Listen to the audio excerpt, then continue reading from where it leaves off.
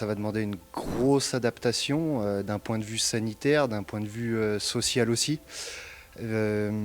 avec voilà, toutes les recommandations gouvernementales où on va s'adapter par rapport à des espaces où chacun doit avoir. Toute la désinfection, les gels hydroalcooliques, les liquides hydroalcooliques aussi. Voilà, c'est tout un processus où on va apprendre en faisant, en essayant d'être le plus responsable tout de suite. Quand les personnes vont arriver, ça va être donc un accès où ils vont pouvoir voir sur le site internet en direct combien il y a de personnes dans la salle pour jamais dépasser le quota maximum qu'on peut respecter. Une fois qu'ils arrivent, il faut qu'ils arrivent donc changés avec juste les baskets à changer pour pas justement toucher toutes les poignées de porte des cabines de vestiaire, etc. Et ensuite, donc, pour commencer leur séance, pareil, ils prennent le même sens de circulation pour se rendre à l'appareil qu'ils choisissent. Donc soit s'ils veulent faire plutôt le côté renforcement musculaire, plutôt le côté cardio, ces choses-là. En fait, ils suivent vraiment le sens de circulation pour accéder au matériel. Et ensuite, une fois qu'ils sont donc sur le matériel choisi, en arrivant, ils désinfectent, ils font leur exercice, ils redésinfectent pour changer d'appareil.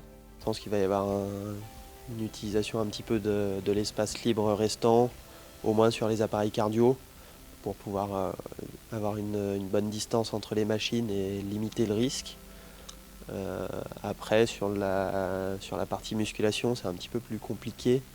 On va essayer de bouger un petit peu les machines, mais les décaler complètement, c'est pas des machines simples à bouger, donc il y aura peut-être une suppression de certaines machines pour garder cette distanciation.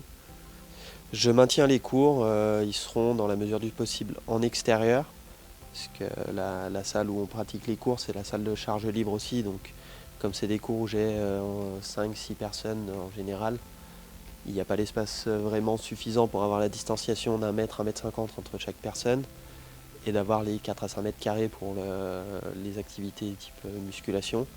Donc c'est vrai qu'on profite d'avoir le terrain extérieur devant pour pouvoir maintenir les cours et garder cet aspect-là de la salle aussi.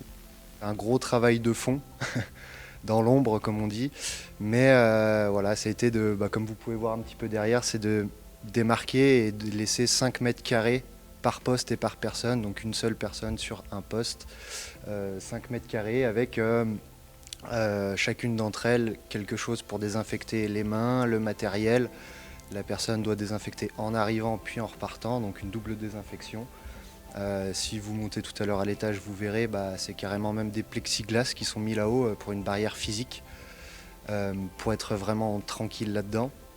Et puis tout un travail d'organisation aussi au niveau administratif par rapport au comptage du nombre d'adhérents, pour faire un roulement, que ce soit jamais vraiment plein, qu'il y ait toujours de l'espace et la sécurité pour tout le monde. En salle, moi je suis pas spécialement pour. Il faut réussir à trouver la distanciation, mais c'est vrai que faire du sport avec le masque, on a quelques personnes déjà qui ont testé. C'est pas facilement gérable, surtout sur le cardio, où c'est impossible de respirer avec, quoi.